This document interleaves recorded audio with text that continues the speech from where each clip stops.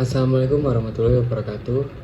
Eh, Perkenalkan, saya Reka Andriano dari Fakultas Ekonomi dan Bisnis, eh, Prodi Manajemen Angkatan 23, Universitas Trunojoyo Madura, dengan NIM 230211100107. Saya ucapkan salam sejahtera bagi kita semua, dan yang terhormat selaku Bapak dosen pengampu mata kuliah akuntansi biaya Dr. Sultansyah SE AK MM MAK CA, serta rekan-rekan mahasiswa yang saya hormati. Pada kesempatan kali ini saya akan memaparkan presentasi saya terkait salah satu materi bahasan dalam konsep akuntansi biaya, yakni activity based costing. Nah, sebelumnya izinkan saya untuk mengucapkan terima kasih kepada segenap rekan-rekan yang telah berpartisipasi dalam penyelesaian tugas video saya ini. Dan semoga apa yang akan saya bawakan pada kali ini dapat memberikan manfaat bagi kita semua. Tanpa berlama-lama lagi, langsung saja saya mulai pembahasan activity based costing. Nah, sebelum membahas lebih dalam terkait materi ABC ini, ada baiknya kita untuk mengetahui kondisi yang melatar belakangi konsep activity based costing ini. Nah, di era modern ini, perusahaan harus mampu beradaptasi dengan dunia industri yang kian berkembang. Dalam kasus ini, seringkali metode akuntansi tradisional dianggap kurang mumpuni untuk mengkalkulasikan biaya dengan lebih akurat. Dan disinilah metode activity based costing ini menjadi solusi yang relevan. Karena metode ini bekerja dengan mengalokasikan biaya berdasarkan aktivitas yang benar-benar dilakukan atau aktivitas penyusunnya dalam suatu proses produksi.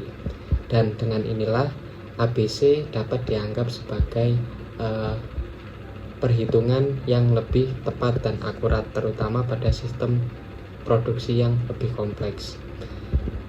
Ini tentunya akan mendukung perusahaan untuk memahami biaya produksi secara lebih detail dan mengambil keputusan lebih baik, serta mengalokasikan kinerja agar lebih efisien.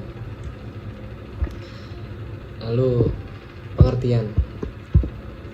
Nah, activity based costing sendiri dapat didefinisikan sebagai metode perhitungan atau penelusuran biaya yang dikalkulasikan berdasarkan aktivitas penyusunnya. Dan pada tahun 2007, salah satu ahli, Mulyadi, mengemukakan bahwa pada awal tahap pengembangannya, activity based costing ini digunakan untuk meningkatkan keakuratan perhitungan biaya produk pada perusahaan manufaktur yang memproduksi lebih dari satu jenis produk. Dan dengan begitu dapat kita ketahui bahwa activity based costing ini awalnya dirancang untuk tujuan memberi pemahaman yang lebih mendalam terkait perhitungan biaya produksi dalam suatu instansi organisasi. Konsep ABC sendiri menekankan bahwa sistem biaya overhead tidak hanya memperhitungkan faktor-faktor sederhana layaknya pada akuntansi tradisional, namun juga mempertimbangkan faktor-faktor seperti pemicu biaya, cost driver, demi memperoleh hasil yang lebih spesifik dan relevan, yang mana hal ini juga nantinya dapat meningkatkan transparansi biaya. Selain daripada itu, konsep ABC juga dapat membantu prosesi penetapan harga, pengelolaan biaya, dan penentuan strategi atas sifatnya yang menghasilkan informasi yang lebih detail itu tadi. Lalu slide selanjutnya ada komponen utama. Nah, mari mengenal lebih dalam terkait metode ABC ini. Dan pada dasarnya metode activity based costing sendiri memiliki beberapa komponen yang menjadi pilar penggagas utama. Antara lain, yang pertama tentunya ada aktivitas, kedua pemicu biaya atau cost driver, ketiga pemelompok biaya atau cost pool, dan keempat alokasi biaya pada produk atau jasa yang diproduksi. Akan kita paparkan satu-satu mulai dari aktivitas. Aktivitas sendiri merupakan komponen inti dalam penerapan sistem activity based costing. Dan pada konsep ini, aktivitas yang dimaksud berdasar pada serangkaian kegiatan yang dilakukan oleh perusahaan demi memproduksi suatu produk atau jasa yang sedang mereka tawarkan. Nah, setiap aktivitas ini diyakini membutuhkan biaya dan sumber daya. Dan tujuan dari ABC sendiri adalah untuk memahami dan memetakan semua aktivitas yang berkaitan dengan biaya yang dikeluarkan. Sebagai contoh, aktivitas produksi pastinya memiliki alokasi biaya yang berbeda dengan aktivitas lain seperti aktivitas logistik, administrasi, ataupun distribusi, dan lain-lain. Lalu selanjutnya ada pemicu biaya atau cost driver. Cost driver sendiri merupakan elemen yang memaparkan penggunaan konsep biaya overhead. Pada perusahaan yang memproduksi jenis produk yang beragam, biaya overhead ini akan muncul secara bersamaan akibat dari produksi yang menyeluruh. Dan ini akan berakibat pada kebutuhan identifikasi yang dialokasikan untuk setiap jenis produk melalui cost driver. Dan secara umum, cost driver sendiri ada dua jenis, yakni resource driver dan activity driver. Yang dibedakan oleh keduanya adalah alokasi pembebanan biayanya. Jika pada resource driver ini biaya dibebankan pada aktivitas berdasarkan usaha yang diserap, sedangkan pada activity driver biaya dibebankan pada produk berdasarkan aktivitas yang diserap oleh masing-masing produknya. Lalu selanjutnya ada kelompok biaya atau cost pool. Menurut salah satu ahli ekonomi, Garrison, pada tahun 2014, cost pool merupakan sebuah pengkategorian biaya yang mengkalkulasikan setiap biaya yang berkaitan dengan sebuah aktivitas tunggal dalam sistem ABC. Dalam cost pool sendiri terdapat biaya-biaya yang berasal dari transaksi homogen dan memiliki keterkaitan kuat antara cost driver dengan biaya aktivitas. Sebagai contoh, apabila terdapat banyak aktivitas dalam satu kegiatan, maka akan semakin banyak pula biaya dalam cost pool tersebut. Nah, ini juga sebaliknya, aktivitas yang bersifat umum dan memiliki tingkat kesamaan yang tinggi cenderung akan menimbulkan beban biaya atau cost pool yang lebih sedikit. Lalu yang terakhir ada alokasi biaya pada produk yang diproduksi. Ini maksudnya adalah kecakupan pembebanan biaya suatu produk, jasa, atau departemen demi mencapai tujuan manajemen tertentu. Selain daripada itu, konsep ini juga mempertimbangkan kelompok produk atau jasa, pelanggan, sampai dengan pada penyedia bahan baku. Konsep ini memiliki karakteristik di mana semua komponen penyusun biaya akan dipantau langsung oleh pihak manajerial demi pelaksanaan pengolahan biaya yang lebih efektif. Selanjutnya ada prosedur penerapan. Nah, untuk mewujudkan pengaplikasian ABC yang lebih akurat dan optimal, terdapat beberapa syarat yang perlu diketahui. Antara lain, yang pertama ada perusahaan harus memiliki tingkat diversitas yang tinggi. Maksudnya adalah perusahaan yang hendak menerapkan sistem ABC ini harus memiliki tingkat produksi yang bervariatif, namun diproses dalam lingkup fasilitas yang sama. Syarat kedua adalah tingkat persaingan yang dimiliki suatu pasar harus tinggi.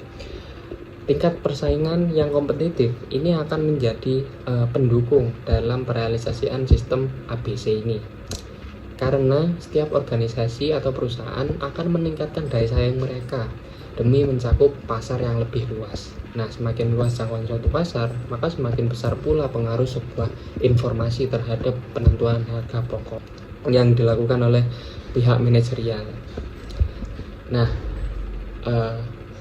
metode ABC ini berperan sebagai penyedia informasi yang lebih konkret dan merinci. Lalu, syarat yang ketiga, biaya pengukuran harus rendah.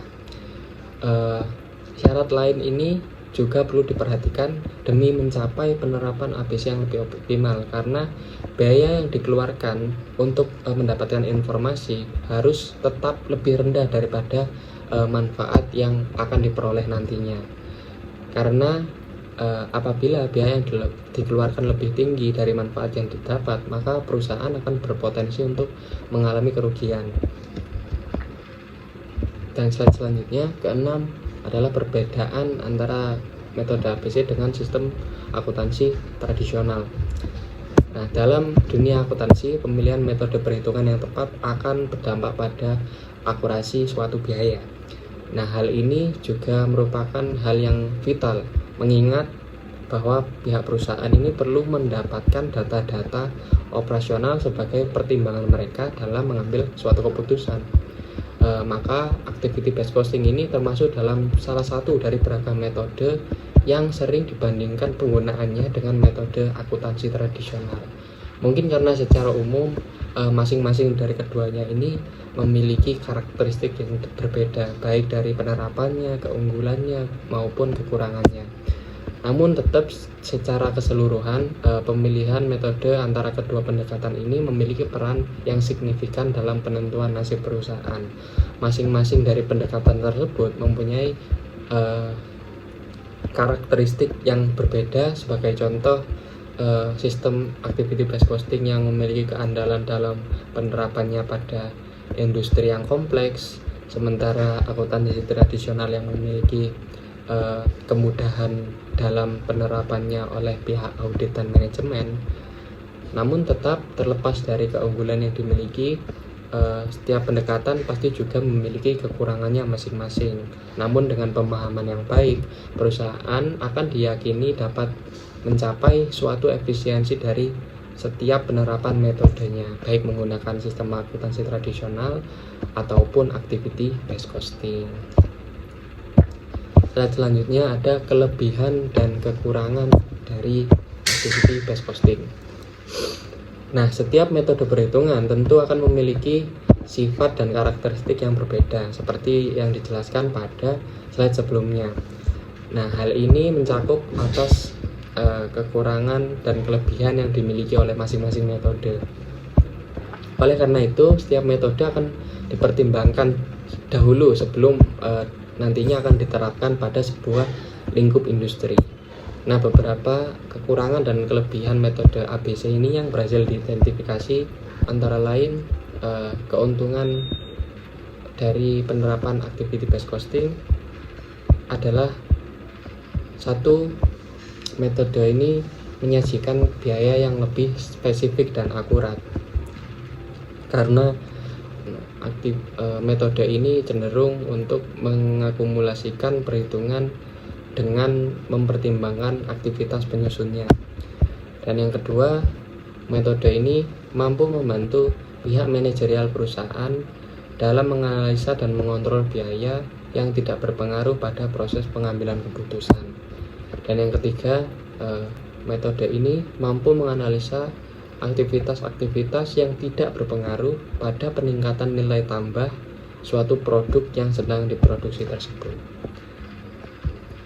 Nah, setelahnya, setiap kelebihan pasti memiliki kekurangan. Maka selain kelebihan yang telah dipaparkan, metode activity based costing sendiri juga memiliki beberapa kekurangan, yakni yang pertama ada metode ini cenderung belum terlalu populer penggunaannya, khususnya pada instansi perusahaan yang kurang mengikuti perkembangan zaman.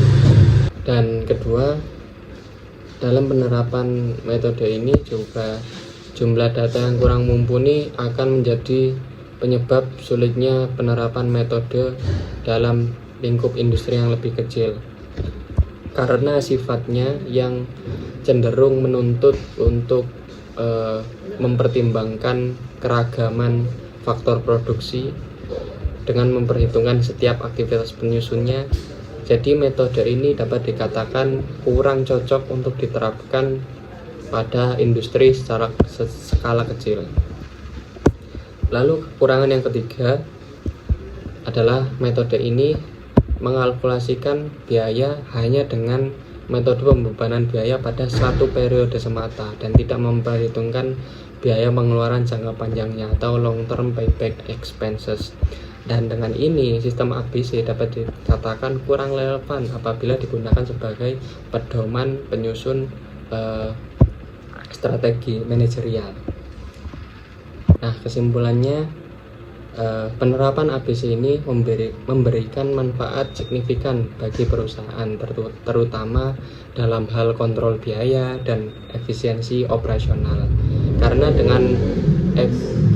Karena dengan informasi biaya yang lebih terperinci, perusahaan dapat mengidentifikasi aktivitas yang tidak memberikan nilai tambah dan mengidentifikasi pemborosan kinerja.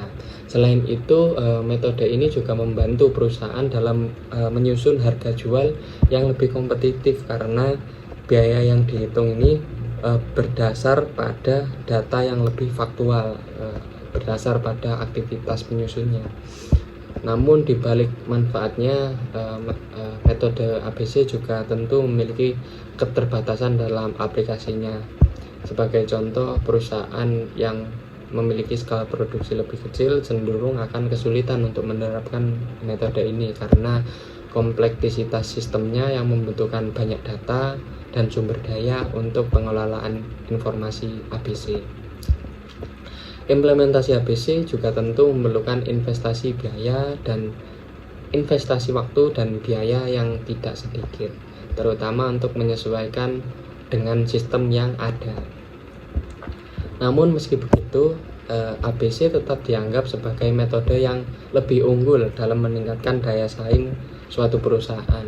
Ini karena ABC dinilai mampu menyajikan informasi yang lebih mendalam dan akurat terkait biaya produksi. Selain itu, metode ini juga memungkinkan pihak manajemen untuk membuat keputusan strategis yang lebih baik. Dan dalam era industri modern yang semakin kompetitif ini, ABC dipercaya akan menjadi solusi perhitungan akuntansi yang lebih relevan untuk mendukung suatu perusahaan dalam mencapai efisiensi dan keunggulan operasionalnya. Sekian dari saya. Tidak banyak memang yang dapat saya sampaikan pada presentasi ini, dan saya juga menyadari bahwa kemampuan pemahaman saya mungkin belum cukup baik, namun semoga apa yang telah saya sampaikan dapat berguna bagi kita semua. Dan apabila ada pertanyaan, sanggahan, atau saran, silakan didiskusikan pada kolom komentar, dan atas kesempatannya saya ucapkan terima kasih. Sekian dari saya mohon maaf atas kekurangan dan kesalahan dalam penyampaian materi. Saya tutup. Wassalamualaikum warahmatullahi wabarakatuh.